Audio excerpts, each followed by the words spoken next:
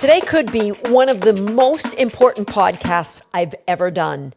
And it has nothing to do with dog training, because today I share with you the 12 things that I do that I believe have a massive impact on the longevity and the quality of life my dogs share. I'm also going to share 6 things that I avoid for my dogs to have that massively long life. And that makes 18 things, which means this is going to be a rather long podcast, and I hope that's okay. And if it is, those of you watching YouTube right now, go ahead and hit that like button. And if you're listening to this podcast when you get home, I know you're going to want to hit that like button, and you're going to want to share this podcast with your friends because it's massively important. Hi, I'm Susan Garrett. Welcome to Shaped by Dog. Let's jump right in. I'm going to be sharing things that I've learned through trial and error, through observation, through talking to really brilliant people, far smarter than me, and through science. Come on, I've got a bachelor degree in science, and I don't ever really get to stretch that muscle. Today, I'm going to be flexing that muscle just a little bit. I would recommend one book to everybody, The Telomere Effect. Now, telomeres are like the little endings or the long endings of a chromosome, the tails of our DNAs, let's just say. The telomere actually, science, well, they don't always agree, but most scientists believe there's a direct correlation to the length of the telomere and the age or aging of the animal. That goes for us humans as well as our dogs. There is a paper actually written by Dr. Laura Fick and Gordon Fick, a number of people, called Telomere Length and the Lifespans of Dog Breeds. And in this paper, they investigated dogs who lived the longest and looked at the average length of the telomeres of those dogs. And guess what? Dogs who generally live longer have longer telomeres. So it comes down to that. Now, how? We've got this hand that we're dealt, the genetics, both you and I and our dogs. What can we do to preserve it? Like, why is it that, there's always that one pack of cigarette smoking, whiskey drinking gal that lives to be 100? They're outliers. They're anomalies. They were dealt with super long telomeres to begin with. So with all of that oxidative stress that they're adding during their lifetime, they still are able to live to be 100. That's probably not a good protocol to follow. What I'm going to give you is a great protocol to follow, because the first 3 dogs I've ever owned, they lived to be an average of 15 years, 16, 14, and 15, respectively.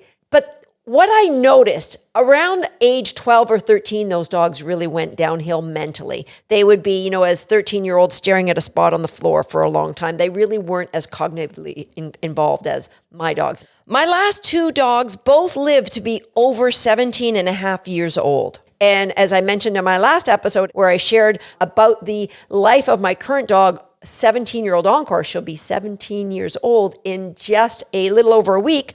You'll want to watch that episode. But 17 years. And quite honestly, when my dogs' bodies, they wear out before their brains do. And so in kindness to my dogs, I have the veterinarian come and we have a wonderful celebration of life here, and we euthanize the dog here at home. And the last time that Dr. Kelly came to the house, I was, as you are, very broken up. And I said, just look at her. Her brain's engaged. She's still that happy dog. How many other 17 and a half year old dogs do you see look as good as she does? I mean, all of my dogs, their eyes are clear. I'm going to share with you a photo of my 3 17-year-old dogs and how clear their eyes are. You can see the spark is still there for life. And Dr. Kelly looked at me and she said, Susan, we just don't see dogs live the ages that your dogs do and in the clinic. So there's nothing for her to compare to. And that was a big aha for me. So clearly I'm on the right path, and I want to share those things with you. But let's just talk first a little bit about, and I've got notes. Like normally when I talk from the heart, and I'm talking from the heart, but I got notes for you today. I got big time notes. So normally when a cell has a shortened telomere, it's a sign that it is aging or that it is dying. What happens is we have, as animals, we have 3 cellular enemies, things that we want to avoid. Number one is inflammation. So, I'm probably telling you things you already know. We need to avoid things that inflame our body, aka a lot of our diets, right? Number two, insulin resistance, which isn't as massive a problem in dogs as it is in human, although a lot of dogs and cats with insulin resistance, your veterinarians will tell you a lot of those animals are obese. And oxidative stress, that's a biggie. And that is when, I don't want to get too technical, but the free radicals in our body overpower the antioxidants. And the free radicals they are things that we can avoid. And the antioxidants are things we can build up. That's really what I want to dig in now is we want to replace the imbalance of free radicals in our dogs' bodies and ideally in our human bodies, right? So that the things that create this oxidation are things like, viruses and funguses and bacteria, but things like radiation, heavy chemicals, and obesity and stress. So that's the thing I mentioned in the last episode, stress. So I'm going to jump right in and I'm going to talk about the 12. That's a lot of fingers. Normally I talk about the 3 key points to dog training. I'm talking 12 here, people. 12. Do you know what? Up here in Canada, that's one more than 11. That's 12. Okay, so I'm going to talk about the 12. We're going to jump right in. Things that we can do to help improve our dog's quality of life and length of life. Number one is exercise. Consistent daily exercise. And you could vary that. You can vary it with things like, now, during your dog's lifetime, they may dictate what type of exercise they do. My 17-year-old, she loves swimming, but as she's gotten older, we curtail that, and that swimming happens with a life jacket on her. And she doesn't go nearly as often. It's more like a special treat for her rather than because it's just so hard on her body and she is so stiff after she does any swimming. But daily, consistent exercise is really important. And walking on different terrains and, where it's not just walking on pavement, but you're going into the forest or over hills or in fields, things like that. Body awareness, fitness, getting your dog to do different things, tricks that you train that involve them moving their body. And like I said, that it should be done every day. Encore still goes out for 4 or 5 short walks a day. Now, the rest of my dogs, they probably average 90 minutes a day, maybe 2 hours a day of exercise. And I know maybe you can't do that, but get out daily and aim for at least 45 minutes to an hour. That would be ideal. It's going to be great for you and for your dog. So the friends of mine, Dr. Karen Becker and Rodney Habib, they are coming out with a new book, The Forever Dog. I can't wait for that one to hit the press. But they went around and interviewed some of the world Guinness's longest lived dogs. And they didn't actually interview the dogs. Okay, that would be a little weird. Possible, but not. But anyway, they interviewed the owners. And what the average of these dogs who lived over 20 years old, they were getting 2 hours of exercise a day. So that's a biggie. Number 2, the obvious is nutrition. Now, those first 3 dogs of mine, I fed them really high quality kibble. They did not eat raw. The 3rd dog, I was around when I transitioned to raw because the big crisis for me was when my 2nd dog went into kidney failure. And everyone said she was going to die. And I transitioned to raw, and she lived an extra 1.5 years with other supportive therapies as well. So I feed a commercial raw, and you need to seek out a balanced commercial raw. And one, I personally prefer one that is with human grade meat. And it's important for me that I rotate through 7 different protein sources for my dog. I could probably do an entire podcast just on what I feed my dogs. But I add things like probiotics. You know what? Our dog's immune system, it starts in the gut. So daily probiotics I add and digestive enzymes. And I'm going to tell you right now, I use a lot of Dr. Mercola's products, and I think they are incredibly amazing quality products. So Dr. Mercola, I'll put a link in the show notes. Joint supplements, I feed my dogs joint supplements. I am a big fan of 1TDC. I'm going to put a link to a place where you can actually save some money on 1TDC. That's a great thing for soft tissue, dental, especially dental ligaments. So I give a lot of antioxidants. My dogs get a tablespoon of wild blueberries every day. We freeze dry and grind up broccoli, that they get broccoli stems every other day. Like, there's a number of things that I add. Turmeric paste, like a turmeric paste that's got fresh ground pepper in it and coconut oil. So there's a lot of things that I add to the diet, and it's all about adding some good quality antioxidants, omega-3s. Everyone should be feeding omega-3s to their dogs. That's another biggie. Okay, so nutrition, huge, huge, huge. It's a way to fight the free radicals with good nutrition. We know that, right? As people, we know, reduce the free radicals by getting rid of a lot of the crap in our diets. All right, number 3 is brushing your dog's teeth. Now, I will admit, I did not brush my older dog's teeth, and it is something that, like Encore's mouth, it's a little bit of a cesspool. So at 17. So I brush my younger dog's teeth, and it's just something that I'm getting into the habit of doing every day. It's not something you can do once a week. It really is not going to have that much effect once a week. You really have to do it daily, at the minimum, like 4 or 5 days a week. And if you do it in a compliant way, then the dogs they're loving it. They're just going to open their mouth and let you do it. And it's like, literally, it takes me about 1.5 minutes to do my dog's teeth. This is a biggie. I'm going to leave a link to a blog post on nail trimming. So important. My good friend, Dr. Leslie Woodcock, did a talk for me on why it's so important to keep our dogs' nails cut short. I'll give you the little Reader's Digest, is that when our dogs' nails grow long, it causes pain back in the joints. It causes them to sit back. But most importantly, the dogs sense magnetic true north through the pads of their feet. And when the nails get long, the pads don't contact the ground the same way, and that changes their equilibrium. So very important that you cut your dog's nails. I don't really do my dog's nails. Somebody here does my dog's nails every week.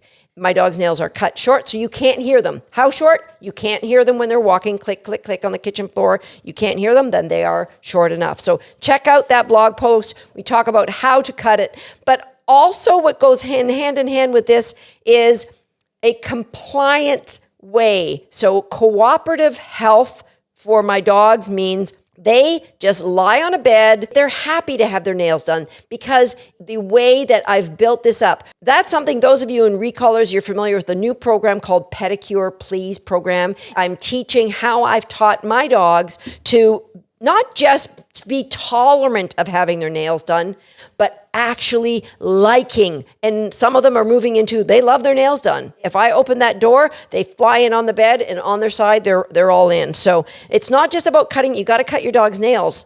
You've got to get comfortable with that. Dremel. I'm going to leave a link to my favorite Dremel to use. It's a simple, easy one. It's inexpensive.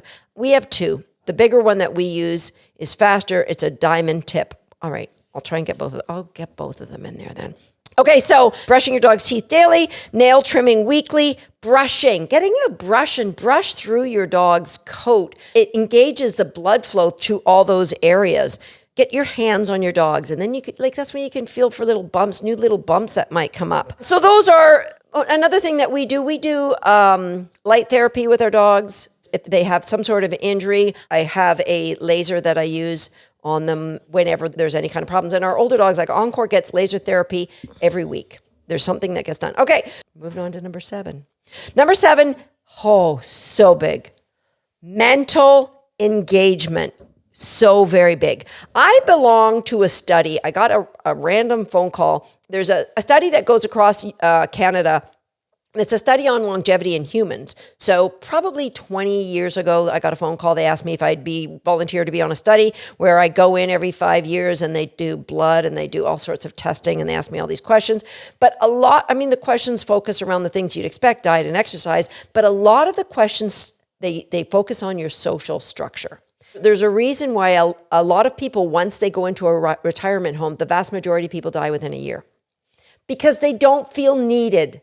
They don't feel part of something. And so mental engagement of our old kids is so seriously important. So a little shaping game. If you've taught your dog tricks when they're younger, you can ask them to do them when they're older.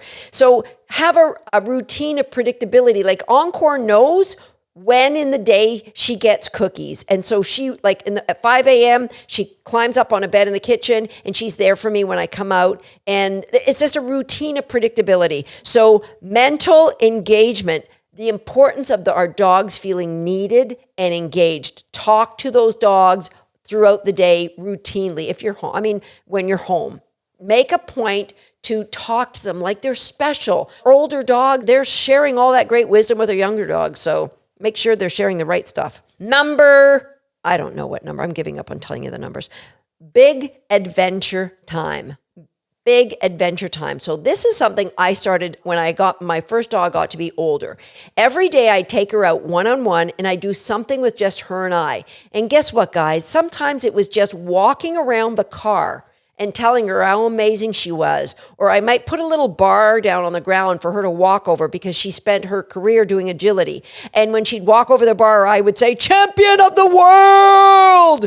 And I would tell her how amazing she was. So just a big adventure time, make your dog feel special every day. It goes such a lot. It might take you a minute. If you have more time, then you could, like with Encore, quite one of us, Kim or myself or Chelsea, who works here, will take her for a big one-on-one around the pond by herself every day. She goes out, something special, big adventure time.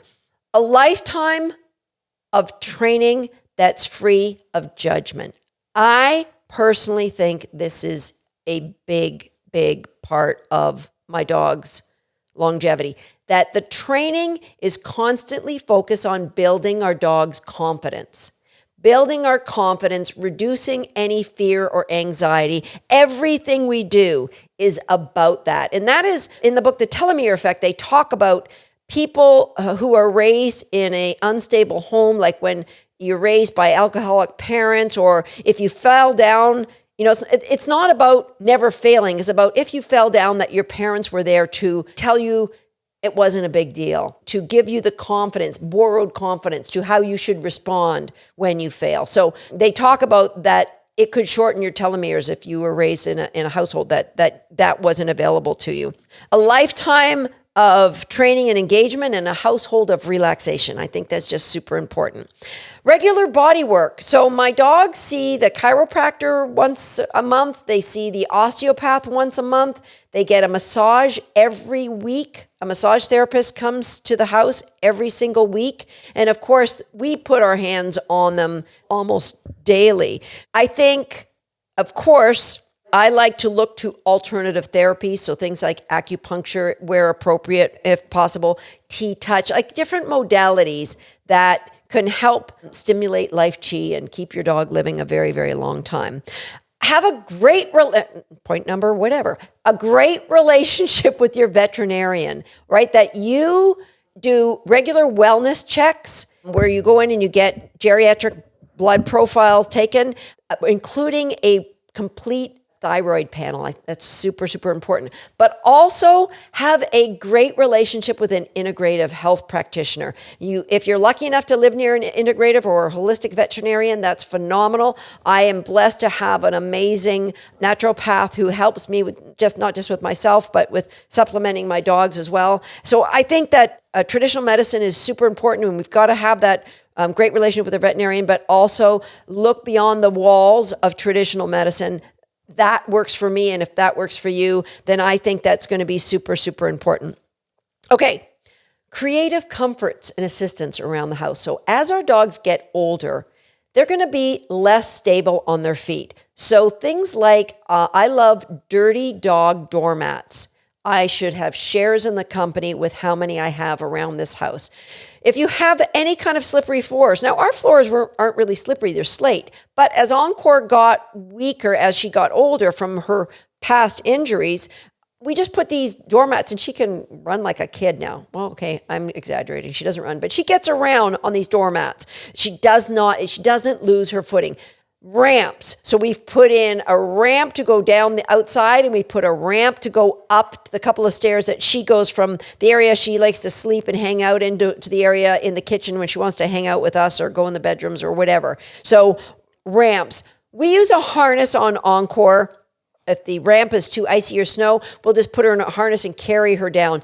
And I have a harness that I use during her rehab, but A harness you might want to look into is called Help Up. So Help EM. That looks like a really, really good harness. And if the Help 'em Up people are watching, I think you should send me one of those because they look like a really, really cool harness. Have comfortable beds for your dogs. My dogs, I love underdog beds because they're filled with air. I've got a number of beds that I love. I have an issue with dog beds. Okay, I admit that. But dog beds, when our dogs are older, that are going to support because they don't have as much fat or muscle on them. And so you want to get them up off the floor. Love the underdog beds, but any bed that gives your dogs a lot of cushion. Okay, stress-reducing activities. Things like hiding cookies, letting them use your nose. One of the last senses for our dogs that they lose is the sense of smell. They have that sense of smell for a very long time, so use it. Teach them scent games when they're younger. It's a great way for them to relieve stress, and you can use it when they're older, but just hiding cookies. When you're out going for a walk, let them stop and smell the pea meal that other dogs have left. It's super, super important. Okay, so I believe that is my list of all of the amazing things that you can do to help your dog live a long and happy life. Now, here's the things that I strongly encourage you to avoid. These are stressors, and stressors or toxin that they're going to shorten our dog's telomeres. They're going to create free radicals. They're going to have impact on the mitochondrial health of our dogs. So, number one, chemicals. Household cleaners, use things that don't have a lot. If you can, please use things that are kind to the environment and kind to your dog. Our dogs are laying on surfaces, and a lot of them are licking surfaces. So detergents that you wash their beds in and things that you wash the counters that they might come in contact with. Avoid things with the word fragrance added or flavors added, as well as the kind of bowls that you feed your dogs out of. I'm a big fan of food quality, the kind you see in big professional kitchens, quality, high-grade stainless steel. Big fan of the Basis bowls. I looked high and low for some really good bowls, and I found these on Amazon. I'm going to give you a link in the show notes to the bowls that I feed. But things also like chemical stressors that like scented candles or the plug-in deodorizers or using spray deodorizers. Like I just don't use anything that adds artificial fragrances to my dogs. And a lot of essential oils will do the same things, guys, so you might want to avoid those. Perimeter sprays or household sprays that are killing fleas or ticks I know sometimes you have to use them. Then get the dogs out of the house. Go to an Airbnb for a couple of days if you have to absolutely use those. Things like, it used to drive my late husband crazy that I wouldn't allow him to use any sprays on the grass or the trees or the garden because I just didn't want my dogs exposed to that. So I never did. Yes, I live near a golf course, so I do have that added stressor, free radicals popping everywhere there, but I try to combat that with the good things I'd already mentioned. Topical stressors. So again, I live in an area that doesn't have a lot of fleas and ticks, so I use natural flea and tick preventative if I use any.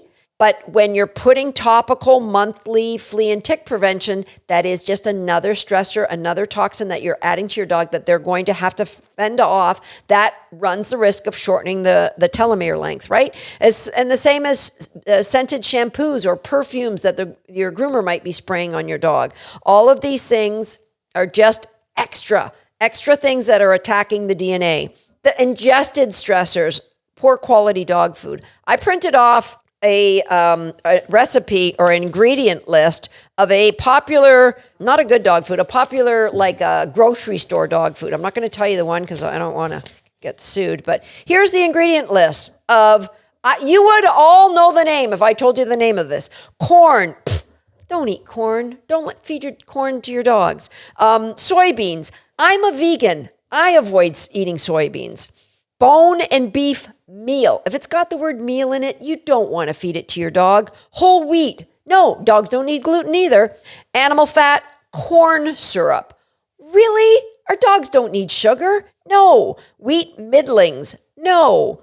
Water. Okay, good. Here's one product, one ingredient I agree with. I could go on. I'm not reading anymore. You get my point. Don't feed your dogs crap. Because what happens is your dog's not getting any good nutrition. to support the immune function, that has to help clear that body. Table scraps.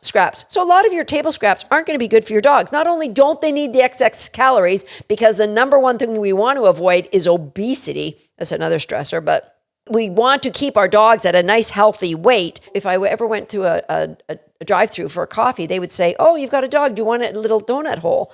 No, do you know what I mean? That's sugar, right? So we're immediately dumping sugar into the bloodstream, and immediately we're triggering our body's cytokinins, and that is going to create an immune or inflammation response in our dog's body. They don't need it. Don't give them to it. Okay, so we don't want to do things like, if we can avoid the overuse of antibiotics and steroids, and all those things are just not good for our dogs long term. Again, I know sometimes necessary. Use them and then go and try to combat them with some good homeopathics.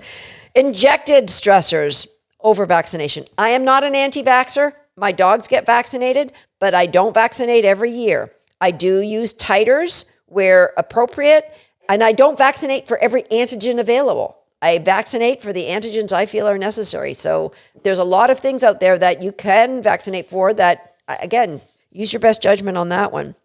But see your veterinarian every year. Absolutely. Go for a wellness test every year. Now there's energetic or emotional stressors. So the training method that you're using, the blame, the judgment, the punishment. I talked about that the environment, if an environment of kindness that builds confidence is what you want to establish for your dog. You don't want to create an environment where they can't meet your expectations. So you want to decrease even the tension between family members. Remember in a past episode here on Shaped by a Dog, I talked about the research of Dr. Biagio Diagnelio from Italy, where he said, our dogs sense and take on the emotions in the environment. So if there's a lot of stress and screaming and yelling, that will stress the dogs, all right? So you want to also decrease the tension between other dogs. If you have two dogs that don't get along or even marginally don't, project togetherness, guys. You got to get them liking each other or heartbreakingly consider placing one in another home, right? We want to decrease the stress level for everyone. Okay, here's one that most people aren't even going to consider.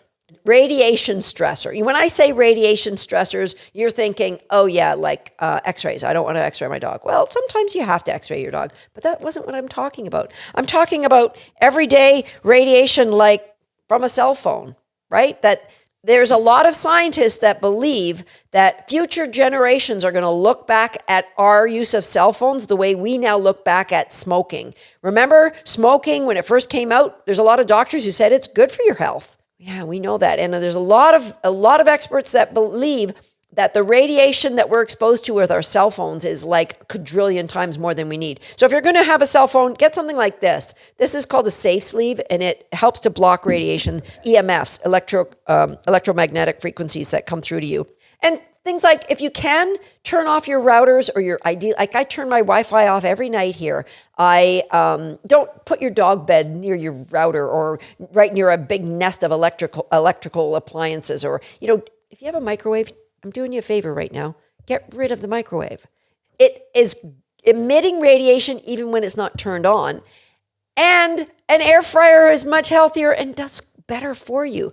I haven't had a microwave in the house, 25 or 30 years. Okay, so you want to decrease the EMFs that are surrounding yourself and your dog. It's just good health. Okay, this was a super, super long podcast. I hope you've got something of value from it, and I really hope that you share it with every dog owning friend or pet owning friend. They could own cats, they could own ferrets. For every friend you have that owns a pet, please share that with them. We want to keep the stress down, have nice, fit dogs that aren't carrying all that excess weight. It's just not good for them. And all those other good things that I mentioned here on the podcast. And please come back to YouTube, give me a like, subscribe to the channel, and hit that bell so you get notified when our next episode's upcoming. We'll see you next time on Shaped by Dog.